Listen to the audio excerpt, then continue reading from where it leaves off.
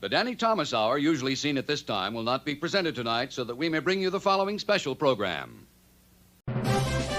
Word Balloon is brought to you by the League of Word Balloon Listeners.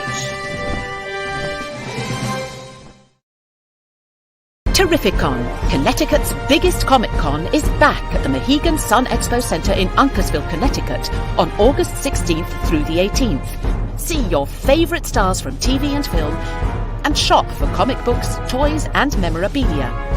With top creators from Marvel and DC, costume contests with prizes, and so much more. Tickets on sale now at Terrificon.com.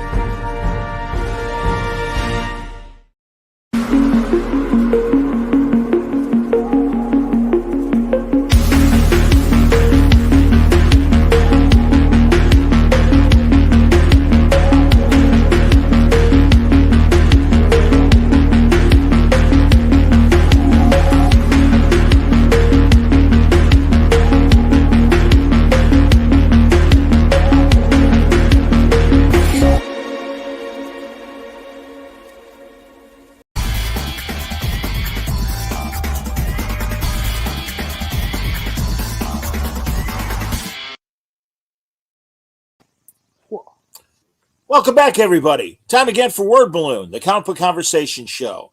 John Suntress here. It's an afternoon Word Balloon because we're talking to somebody live from London, and that's Louis Southard. This is the first day of San Diego Comic-Con, and certainly it's preview night, so it's going to be a big weekend of news and headlines. If you didn't know, beyond some of the big books that are dropping today, from Mad Cave Studios, they're doing their first issue of Flash Gordon. There you go, boy, double. Yeah. There we go. I got the cover, and Louis has the cover. So that's really exciting. Now, in 2 months, in September, they're also going to have Flash Gordon Quarterly, and Fantastic King Voltan picture right there on the cover. But this is going to be an anthology of stories. Louis is going to have a story in there, so I'm really excited to talk about Flash Gordon with Louis Southard. Welcome, Louis. Thank you so much for having me back on the show, John. I did a little research beforehand. It is a little over a year since the last time I was on. I was on July 12th, 2023. Now I'm on July 24th. Crazy, man. Yeah, just 12 days.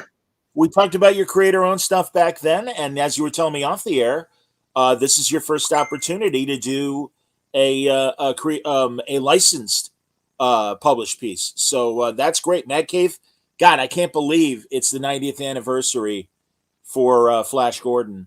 And that, I mean, I knew it started in the 30s and stuff, but yeah, I'm a sucker. I don't do math well, but I am excited. I mean, also, the main team, Jeremy Adams and I'm blanking Conrad right now. Will Conrad, of course, and so Will Conrad cover. So kind of gives you an idea of some of the new designs. And I even have a couple pages from Flash #1. But tell me about your story. Because also I know Dennis Culver is in there as well and has a story. But tell me about your story in Flash Monthly, Quarterly. Well, let me do a little preamble ahead of time because we gotta set the stage, John. But this Wednesday, today, yes, Flash Gordon #1 has come out.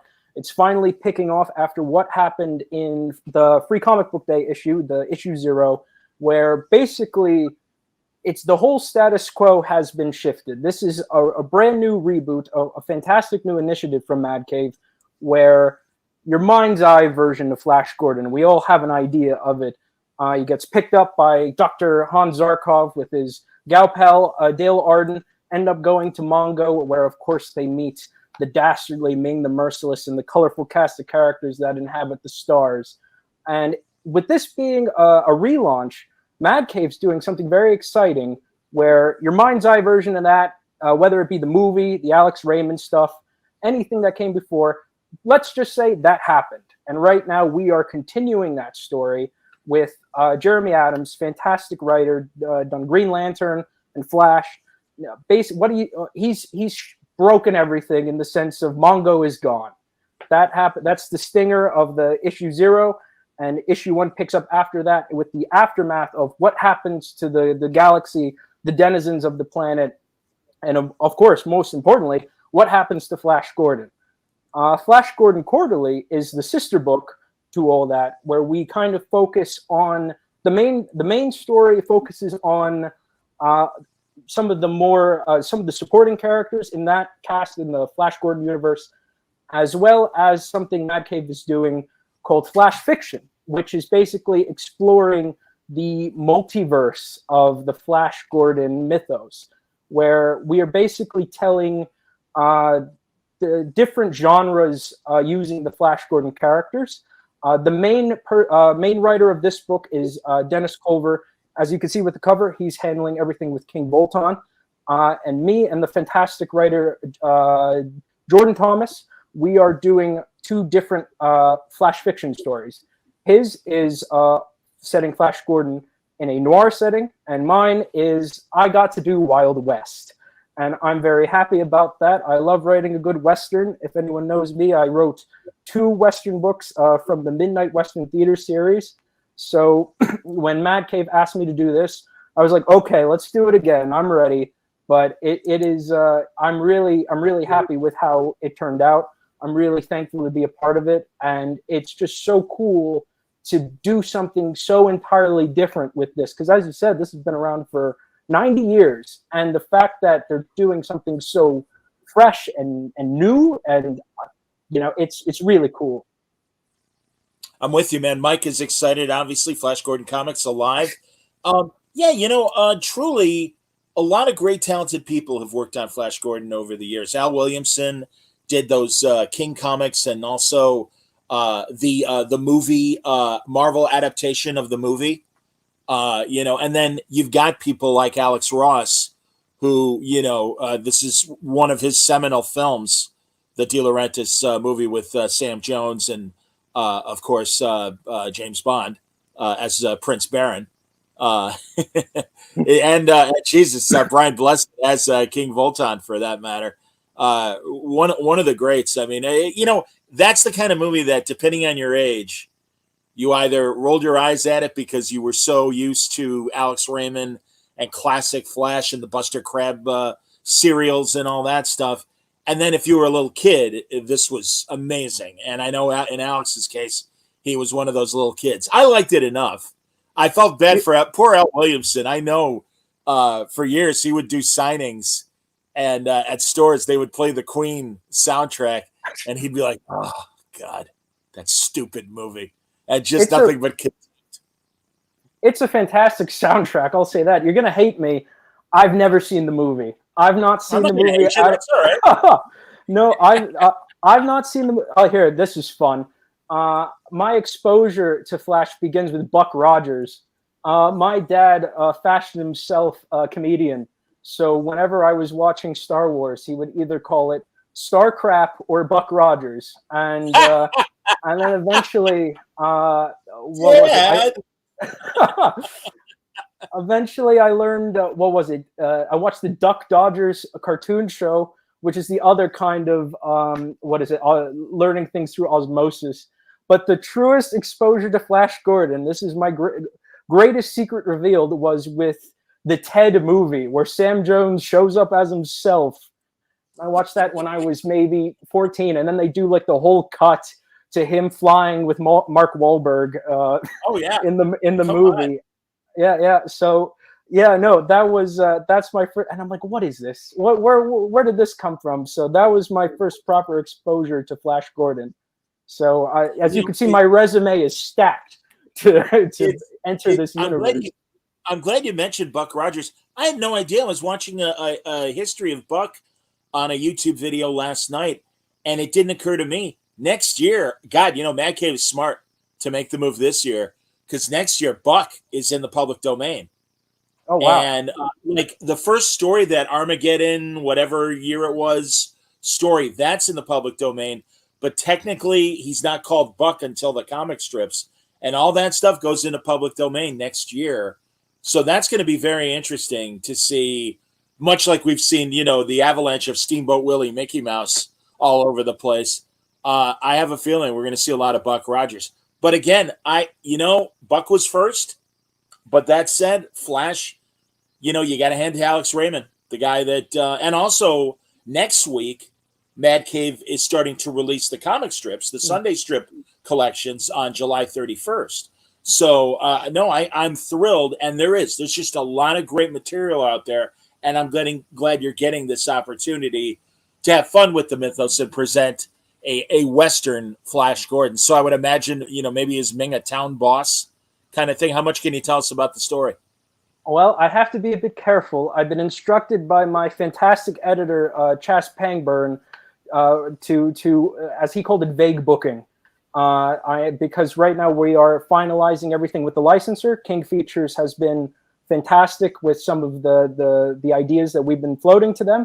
Like, this was completely unexpected. I wasn't even supposed to be in issue 1. I was supposed to be in 2 or 3, but they were pretty cool with my interpretation of the characters, that they bumped it up to number 1, and I couldn't be happier. So I'm not going to complain there. But yeah, it's a Wild West setting. This isn't really a spoiler. So basically, we're doing Sheriff Gordon. The name of the short story is the Battle of Little Mingo, and I can't spoil too much, but I can say that the sheriff comes into conflict with the governor of the valley, and the two of them must have a duel of wits, and who knows, maybe even potentially violence for those of you who are big fans of a good old fight. But if you want to know the full extent to that, you're just going to have to get the book and find out. But when's final order cutoffs for the quarterly? That would be August 5th, and the book is releasing September 4th. So we've got a little ways. Yeah, you were kind enough to give me this schedule, everybody. If you want to make your screens bigger, you can read some of this stuff.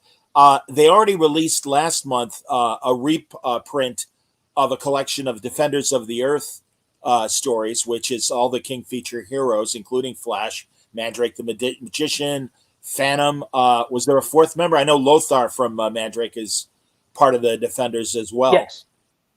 So yeah, that's out. The new book is coming out next month, Defenders of the Earth, and then the quarterly starts in September, and we go from there, man. Which is great. And again, I'm all for it. In fact, I even have some friends that are artists that were older artists that didn't know this was happening, and I'm like, you gotta get a hold of Man Cave.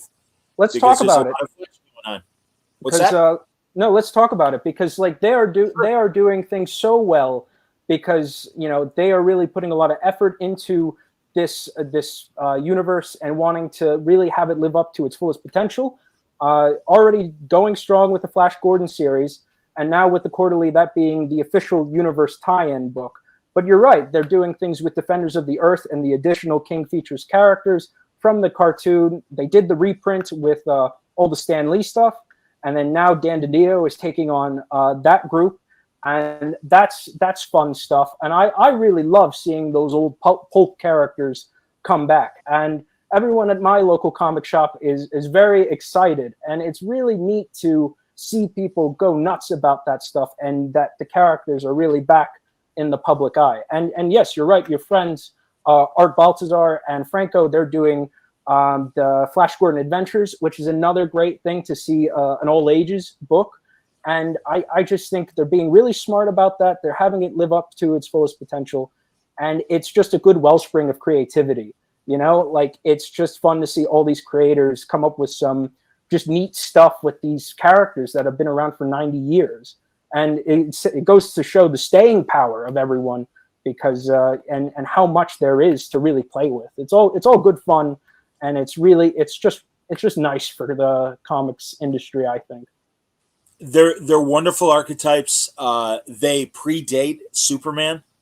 All the King Feature adventure strips, and they're great. And I'm thrilled that in the right hands, these can be dusted off and give us great stories again. I'm really glad you're getting this opportunity to be a part of it. What about Flash in particular?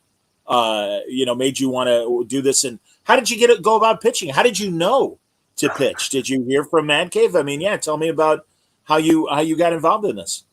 That's a crazy story that I can't tell at all, but I can okay. be like, No. Don't worry. I'll phrase it the best way I can.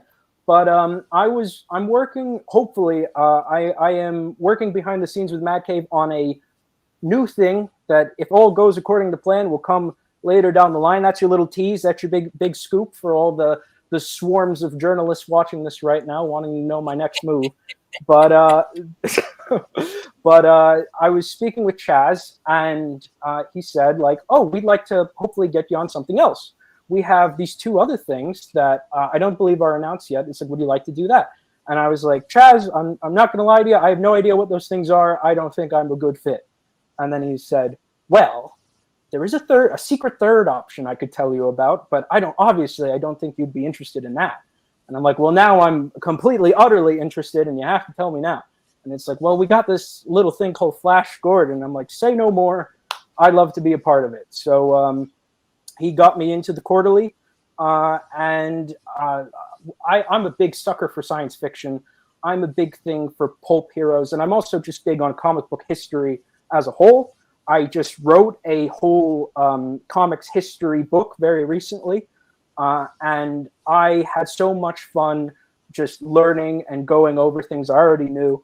I am just the ultimate comics nerd, and the fact that, like I've already said, like, this is something that is historic. It's an institution.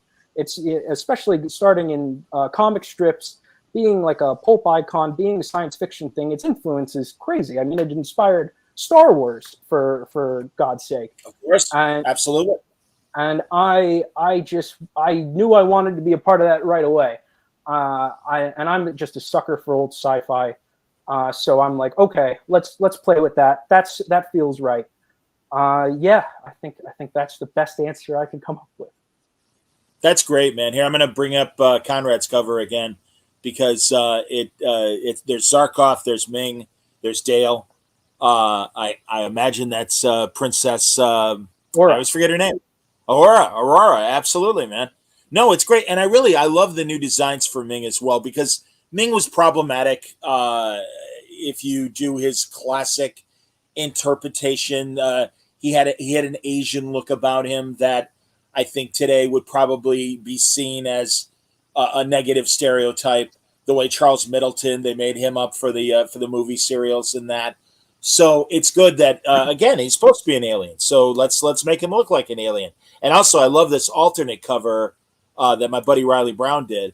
That's fantastic as well. Yeah, and again, I mean, look at Flash with the sword and everything. I mean, no, he's amazing. I got the chance to meet Buster Crabbe back in the 70s, and it was amazing. It was maybe it was around 1980, because it was right around the time that he did a cameo on the Buck Rogers TV series, and they had a fun inside joke where they called him Colonel Gordon.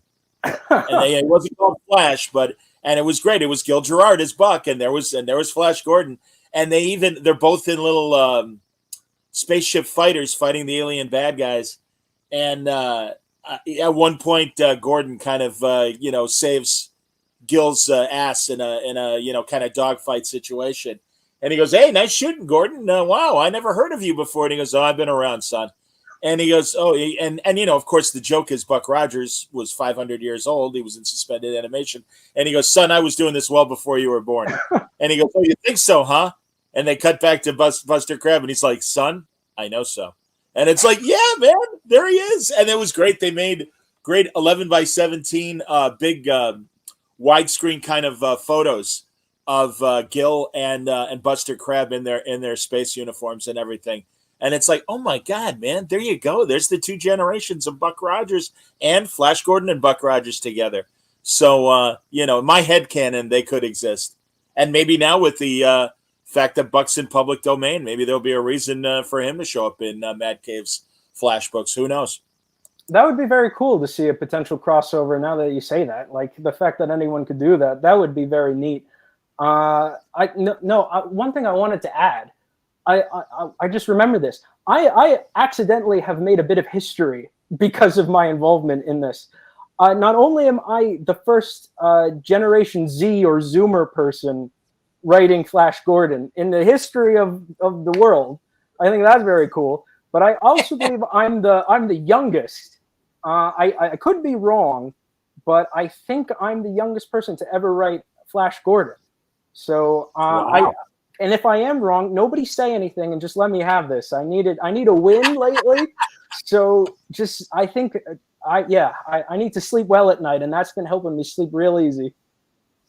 I think that's great, man. All right, and again, without spoiling, will we see other familiar characters in a Western guise in your story beyond Ming and Sheriff Gordon? Yes, I don't have to reject that. That's totally gonna happen. It's just fun, classic old school West. Okay, it's a town under siege. Evil is afoot. Only one man can stop it. Whoever that man, I have to be vague now. Only one man can stop it. Whoever that man may be, and yeah, it's an ultimate old school classic Western. I love my Western tropes. But it's a bit of a sci-fi twist as well. It's more of like a sci-fi Western type of deal. Everyone looks like a cowboy, but we're using ray guns and stuff like that. So it's a bit of a twist. Fun. Yeah, it's a bit of a twist. You get to see everyone. Everyone's still an alien, if they are an alien. But yeah, no, it's just good old-fashioned comics. I love good old-fashioned fun comics. I like writing them.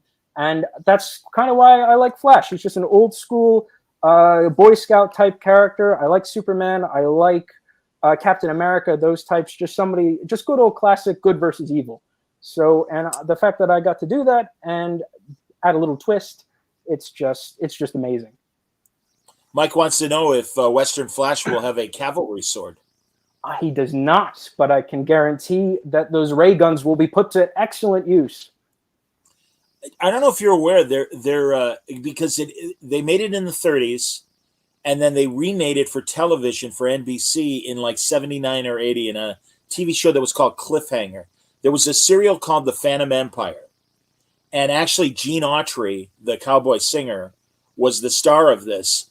And in this original serial and in the modern version, a cowboy discovers this underground civilization. And they all have futuristic machinery and ray guns. And it's great when they're on the surface, they're riding horses, but shooting ray guns. It's outstanding. And you might want to find it, Louis, on YouTube. It was called Cliffhanger, was the name of the TV series. And it was an NBC series. It only lasted one season, but it was a lot of fun. And it certainly, I mean, not the best written idea, but I appreciated the general concept. And yeah, I hope we see that combination of fighters on horseback with ray guns. I think that's fantastic. Funny you mention a horse. When I was writing the script, I put in a demand. In my Midnight Western Theater series, I did a skeleton horse because it was a supernatural Western. So I'm like, okay, my staple now, my Louis Southard comic trope is funky horses. So I said, we need to have a funky horse in this. Otherwise, I might as well quit comics. So I suggested a robot, but the design that the art. Oh yeah, I haven't even shouted out the creative team. Yeah, I was going to ask you about the artist. I'm selfish. No, it's going to come.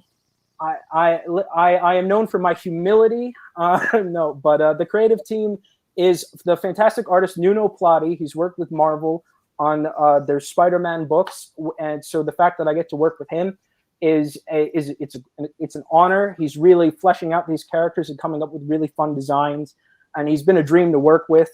Then on colors, we have, I'm hoping I'm pronouncing this name right, but it's João MP Lemos. My letterer, he's a fun one. That's Buddy Bodwin. He works with me on everything. So when the editor, fantastic editor Chaz Pangburn, asked me who I want to letter it, I'm like, I already know the guy. We've been working together for 6 years, and he's killing it. He's bumped up to DC and a lot of Mad Cave's other books. He's working on Gatchaman right now. So the fact that we can do that together and like seeing our careers rise up at the same time, that's really cool on a personal level. And the fact that we could do work for hire together now, that's really cool too. But everyone's firing on all cylinders, making this thing. And I'm really grateful for that. It's a fantastic team. How many pages is your story? Oh, no, but the horse. No, John, the horse. I'm so sorry. We forgot about the horse. I said I would like it. I said I would like at least a robotic horse, but Nuno Plati, he has gone above and beyond, and he's created a fantastic alien horse that is a completely nutso design that I couldn't have seen out of left field, but it's almost immediately iconic. So that's quite possibly the new fan favorite Flash Gordon character coming into the hearts and minds of all fans. So I'm real excited for that. I'm sorry that we can't show his art, but I will show more pages of Will Conrad's art. But while we're doing that, how many pages is your story? It's an 8-page story. All the Flash fiction stories are 8 pages. So a nice beginning, middle, and end. I believe Dennis Culver has I think his is, let's say, 10. I believe it's 10 to, let's say, 14 or 16. So, yeah. Is there a third story, or just the two of you guys? It is 3 stories. Dennis Culver has the main universe story, and then the Flash fiction ones are me and writer Jordan Thomas. Very good. Excellent. No, that's great, man. Here, again, a couple pages. His tormentor, Flash's tormentor in the main book, you could tell the tech here on, I'm not sure if that is an alien or if that is a android of some sort. But, and then poor Flash at the beginning of the story, not doing too well.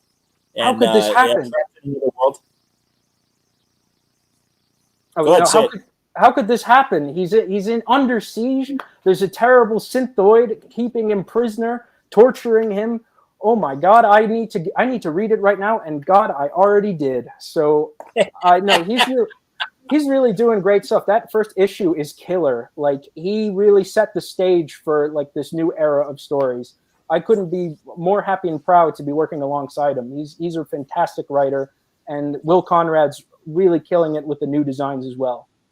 One of the best, absolutely, man. No, this team on the main book is great. Culver has certainly proven himself over the years. In fact, I'm going to talk to his Doom Patrol collaborator next week. I'm excited about that. And now I'm blanking on his name. Shame on me. He used to be a Chicago guy. God, is it Chris Burnham? It is Chris Burnham. Thank you. Thank you, Lou. Good catch. No, I haven't talked to Chris forever, and I'm like, hey man, let's do a new talk. So he's coming on Monday. But yeah, Culver's always been doing great stuff, and no, I'm excited. But I'm excited for his Voltan story too. I think that'll be a lot of fun. I mean, that's the great thing. The Flash pantheon. There are so many great heroes and villains in that thing. I also got I mentioned the Phantom Empire thing. The Filmation mid-'80s Flash Gordon cartoon that basically adapted the serials. Absolutely a must-watch, everybody, if you're a Flash Gordon fan, because they did a great job, and it was much like the serials, problem of the week, but also ending on a cliffhanger of what was going to come in the next week. And there's a great backstory of that animated series as well. Initially, they approached Lou Scheimer in Filmation to do a live-action Flash Gordon movie for NBC in primetime because he was friends with one of the executives there. And the budget they were throwing at him, he's like, I can't do live-action. He said, but, I could do a good 2-hour movie, animated movie. And they're like, do it. And it's fantastic. It's rotoscope. The action scenes with the ships are just beautiful for mid-'80s. The acting is really good, and the designs are really kind of classic. Looking like Filmation, but also clearly a nod to the Alex Raymond aesthetic. And I can't recommend it enough. And I know it was on DVD, and I assume that you could still probably find it in some of the third-party sellers of DVDs out there. But yeah, it's a great series. And really, again, I mean, if you got good writing, these concepts are bulletproof. And really, you're gonna get great stories. So I'm looking forward to your story in September. Thank you. I'm surprised you can't find it all on YouTube. It seems like you could find every animated show, like every episode on there. What did I want? Maybe you can. I know the movie used to be up on YouTube. I know that, the 2-hour movie. I'm surprised that there hasn't been a modern day reboot in the era of like remakes and reboots, that they haven't brought it back. You'd think this is the right time, if anything. Well, and it's funny because about 10 years ago, there was, or maybe even 15 years ago, there was on the CW or the WB, I forget what iteration, but out of one of the actors that was on Smallville, and the guy who played Whitney, who was Lana Lang's jock boyfriend when Clark Kent was still pining for Lana Lang. He left the series and went on to do a season of a modern Flash Gordon TV series, and it was just okay. I don't think they had the budget that I think is necessary. But I would say now, with a lot of the new tricks in streaming television, that maybe the time is right for a new spin on Flash. And of course, the great thing about comic books and stuff is, hey, all you need is a good colorist and a good artist and inker, and you get amazing images like this. So it can be done. And was that the one that was on the Sci-Fi Channel? The one you were just talking about? Yes. Yeah. No, I'm one thing I'm really upset about is doing a lot of research about Flash Gordon. I got a kick out of going through the different eras of the original comic strip, because this is just me personally. I can't speak for the line. I love Ming. I think he's an iconic villain, but I do think some of the lesser known villains probably could deal with a bit more screen time. So like learning more about the other antagonists, I'm like, oh my God, there's so much more you could possibly do. And there was one, this is what I need everyone to do. Everyone who's watching this right now, you need to reach out to Mad Cave, because I've been speaking to the editors. There's one villain I want to bring back, and his name is Pyron the Comic Master. He's not a Alex Raymond creation. He was the second guy to do it. I think his last name was McBoy, if I'm mistaken, something along those lines. And when I found him, like I read the name and I'm like, who is this guy? And then I looked it up, and it's a guy who pilots an actual comet that's gutted out. Inside is a whole ship that is manned by an army of lizard men that are his henchmen, known as the Comet Men, of course, because he's 100% on brand. He loves branding.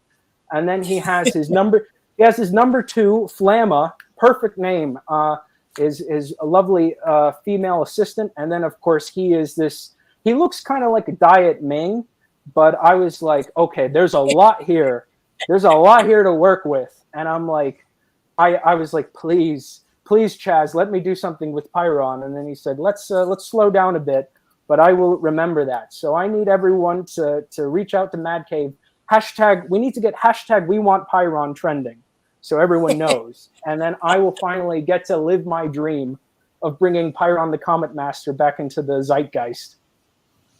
Another one of my favorite non-Alex Raymond strip Flash artists was Dan Barry in the 50s. And for a while, I did, because it was a great deal, and I think it may still be. You can go to King Features, and at that time it was like $20 a year. You would get a daily comic strip and a Sunday page, and you could curate your own comics page from their library of everyone they've syndicated, and not just modern stuff, but retro stuff as well. So I was getting Dan Barry, Flash Gordon. I was getting John Cullen Murphy's Big Ben Bolt, which was an adventure series featuring boxing, and I was a big fan of that. And Spider-Man, I was getting the Stan Lee, Alex Saviuk, Larry Lieber Spider-Man strips. And it was great. It was fantastic. And really, man, there's never been a bad Flash Gordon artist as far as the featured strips. In fact, my friend Jim Keefe, I meant to take a photograph of my piece that I bought from him. He drew a beautiful Buster Crab, and I forget the woman's name that played Dale in the serials. But it's this fantastic shot of the two of them, and it's just gorgeous. And Jim was the Flash artist on the Daily Strip for a really, really long time, and a tremendous artist. So here, let's see. Have you been checking out the? Oh, sorry. Oh, by the way, I was going to say real fast. Mike says the Comics Kingdom YouTube channel, which is King Features channel, has the Filmation cartoons, the Defenders of the Earth, and even Phantom 2040, which is another fantastic series. What were you going to ask, Lewis? Have you been keeping up to date with the new Dave? I believe his last name is Chicade, Flash Gordon comic strip? I haven't. No, tell me. No, he is doing basically, if you want more of a retro type of Flash Gordon, he's doing all that. Basically, it's a modern day retelling, going back through the Alex Raymond stuff with his very unique, very fantastic art style, and reinterpreting things, bringing back old characters, and kind of streamlining it all for new fans. And it's really cool to see. I'm a big fan of him. He did the Lavender Jack series, and to see him doing that. And they're doing like a bunch of translations as well. I think that's a really great success, and it's neat to see comic strips as well as comic books kind of working in tandem, as they've always had a bit of a symbiotic relationship. And I just think, like I was saying earlier about the whole initiative, it's just cool to see all these different things coming together. I'm glad Mad Cave went after the license because it's usually depending on interest, but also I'm really glad that King Features recognizes the value of the Flash property, and that, you know, it is something that, and then certainly with the 90th anniversary, it's great. I always I don't even know the current name of Condé Nast, Street and Smith's publisher that hold Doc Savage and the Shadow, but I always felt they sat on those licenses far too long. And to the point now where I hear there is a new Doc Savage movie in the making, and it's like, okay, good luck. I don't know of people your age, and I would say, what? Who? I mean, I remember when DC 15 years ago brought back some of the old pulp heroes and put them with Batman, and it was called Next Wave, I think, or no, it wasn't Next Wave. That was Marvel, but I can't remember what First Wave. And it was Brian Azzarello was writing it. Brian knows the characters, wrote them really well. And I remember being there at the press conference for the announcement of this thing. And I'm like, you know, who's interested in this? He's like, John, if there's anybody younger than you interested in this, I would be surprised. And Dan DiDio was in charge of it, and he was laughing. And it's like, yeah, man, because that's what happens. I also remember when Armie Hammer's Lone Ranger movie stiffed at the box office, and you know, I was on a San Diego panel actually with some of the iFanboy guys, and one of the guys is like, "Well, I mean, my God, look at how old the Lone Ranger is. That's not going to work." And I'm like, "Lone Ranger was created in 1933. Zorro was created in 1920. And explain to me the success of the Antonio Banderas Zorro movies when it's 13 years older. It's you gotta, you know, every now and then you gotta bring it up, and that's the, you know, we're gonna have a Zorro. I was telling you off the air tomorrow night. I'm gonna do a scene missing with my dear friend Gabe Hardman, my dear friend Jeff Parker, my dear friend Ian Brill, and we're gonna be talking about Zorro. And I mean, the great thing is, whoever has had the Zorro license over the years, every couple of years there's a new Zorro thing. I remember when there was a telenovela in the early 2000s. And it was a modern version, and Zorro was on a motorcycle, which maybe wasn't the greatest thing. I mean, you got to keep him in the Old West. I like the Amazon show that they did last year or 2 years ago. But, I mean, that's the thing, man. No, it's understand the character, have good writers on it, and, you know, put them do what you can to make it relevant to today's audience. And based on the Free Comic Book Day issue and what I've been seeing from Man Cave, I'm psyched. I mean, this looks like great stuff.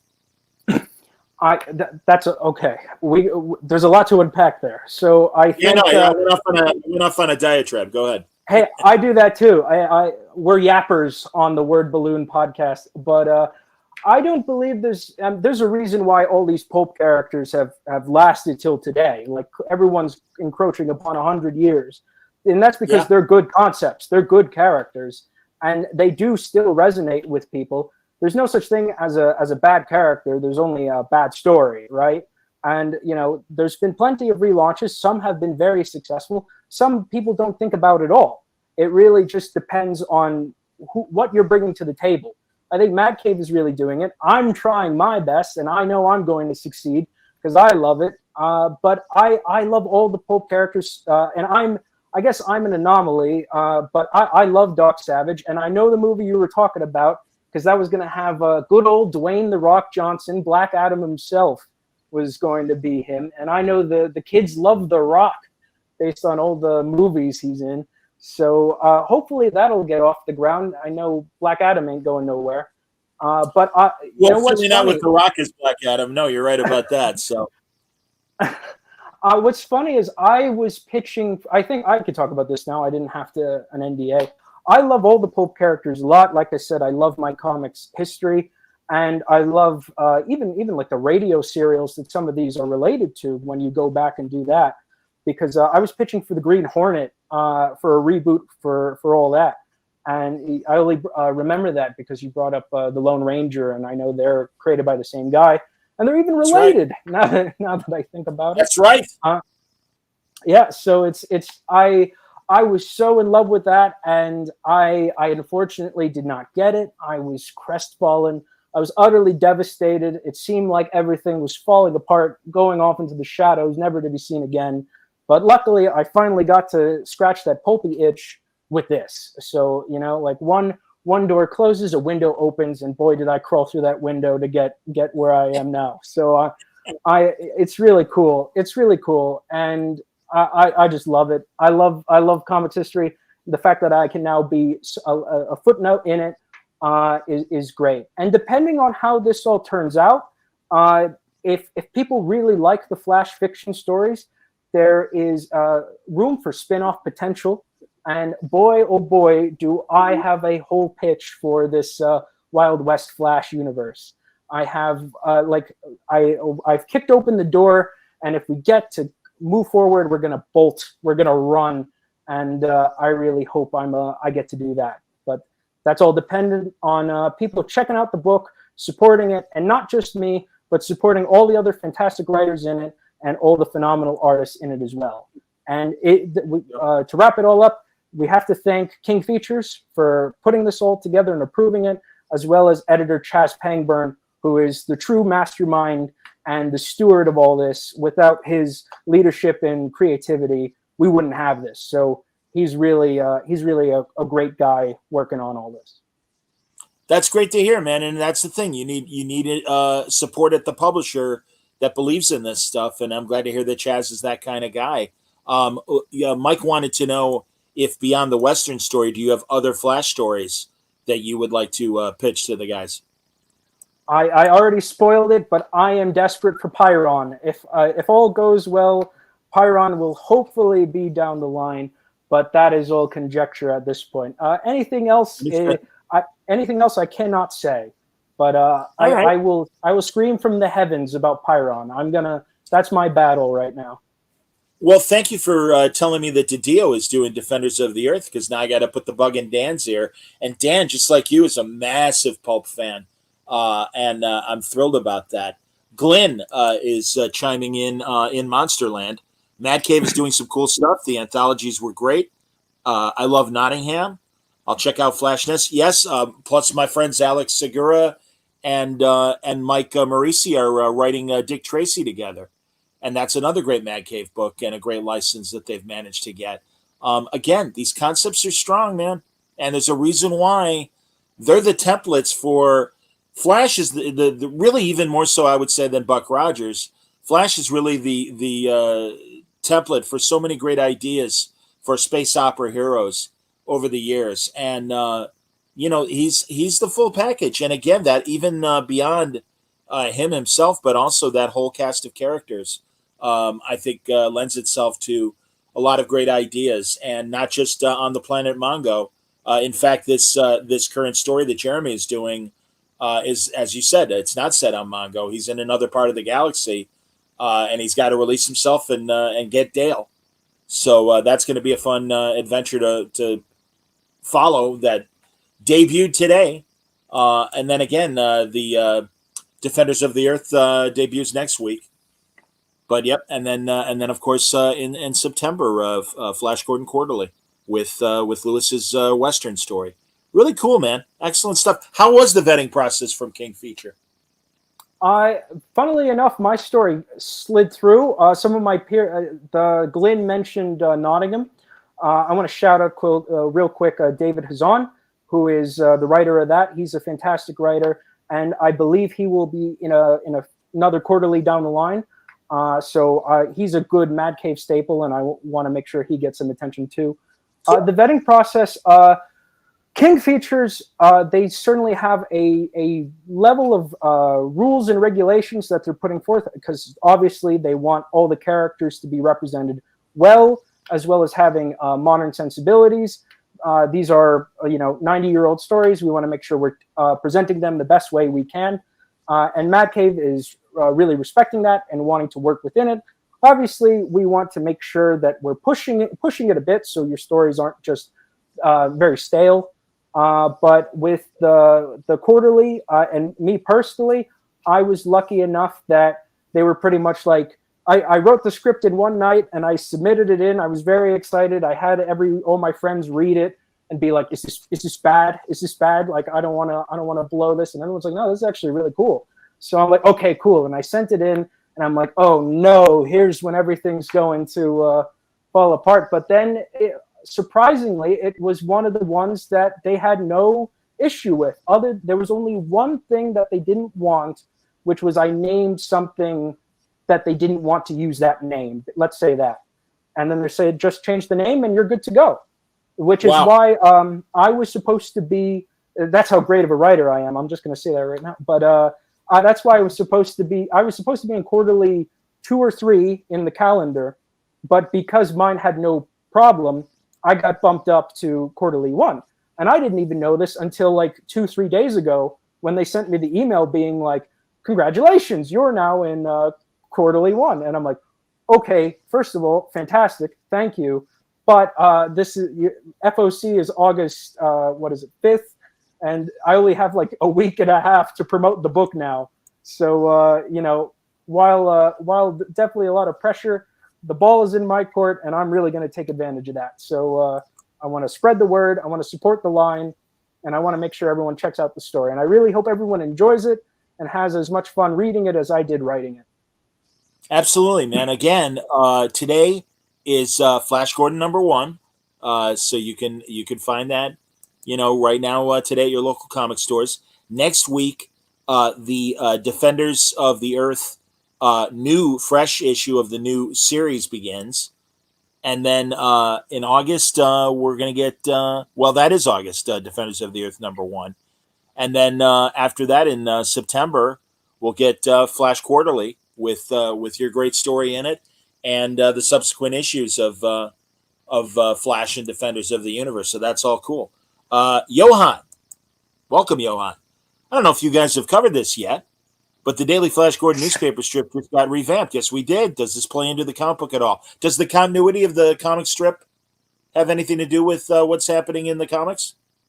We have 2 separate continuities. So the current comic book, that's Jeremy's new version of the universe, and everyone in the quarterly, we are playing within that universe. As I said in the beginning of the show, let's say your mind's eye, your basic version of Flash Gordon, that all happened, whether it be the comic strip, the movie, any of the revamps, that happened. The origin happened. And now we are going after that. We're seeing where this universe and the characters, what events are taking place, let's say after Ming is defeated. Then with the comic strip by Dave Chicade, that is more old school classic revamping of the Alex Raymond strips. So imagine the older stuff with basically a fresher coat of paint and a new set of eyes told in Dave's fantastic lens. There you go, man. Excellent. Very, very cool.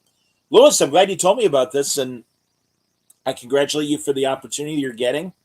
Are there other creator-owned stuff that you've got coming up? In the future, I can't really talk about anything going on right now. Everything's kind of under wraps. I am working on a few different creator-owned books. Hopefully, if this does well, I'll get to do more work for hire as well. But no, nothing I can really talk about, unfortunately. The only other thing that's pretty big that happened was I wrote that book, Comics Are Dying, the comic. That came out with its little run, and that was quite possibly, outside of this, the second biggest thing in my career. Mark Waid wrote the foreword for that, and it had over 100 artists working on it. I was very proud of that, and that should be releasing at the tail end of this year. So other than that, I can't talk about anything else.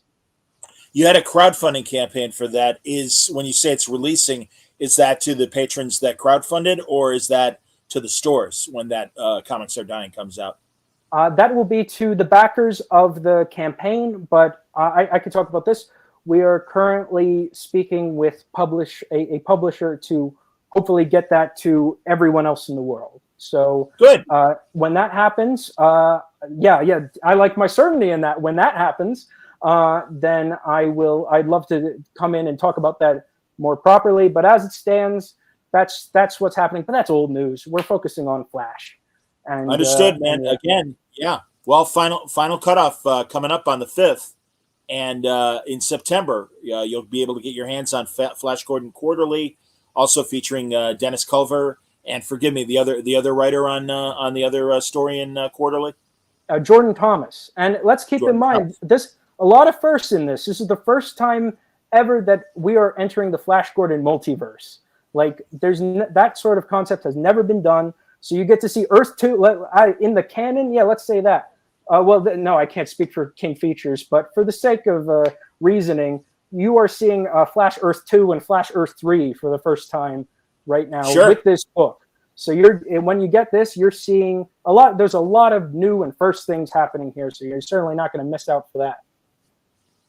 That sounds great, man. And yeah, everybody, if you haven't already been to your comic store, you might want to hightail it over there and see if you can snag either the original cover or the variant cover of Flash #1 from Mad Cave and Jeremy Adams, Will Conrad doing the interiors, and it looks great. It really looks fantastic. No, I'm really glad Mad Cave has picked up the Flash license and gotten people like yourself involved. I think this is a win-win for the creators and for the publisher and for King Features, for that matter. So congratulations, Louis. Well done. Thank you, John. I appreciate that. But no, Mad Cave is, I've worked for a few publishers in my career, and everyone's, I can't speak fully, but everyone has a certain vibe to them. And working with Mad Cave, I can say this without being like a shill. Like, they are nice people. They are professional people. They look out for their creators, and they are absolute pleasures to work with. And I can say that full confidence. So having that as a creator within an industry where sometimes you'll you put your egg in the wrong basket, the fact that they run a smooth operation, they're great to work with. As a creator, that's a dream come true. That's a real honor. And it's so nice to see. Oh, he froze. If you can hear me, Louis, you froze. Oh, is he totally frozen? Is he done? We were wrapping up anyway. That might be it. Louis. All right. Well, I'm sorry, Louis. I'm sorry you froze. Maybe something's wrong with London Wi-Fi. Looking at my Wi-Fi. My Wi-Fi is okay. But thank you very much for coming on, Louis Southard. Really looking forward to. There you go. You're back. Oh. Maybe he's going to pop back in. I'll give him a chance to say goodbye and see if he pops back in.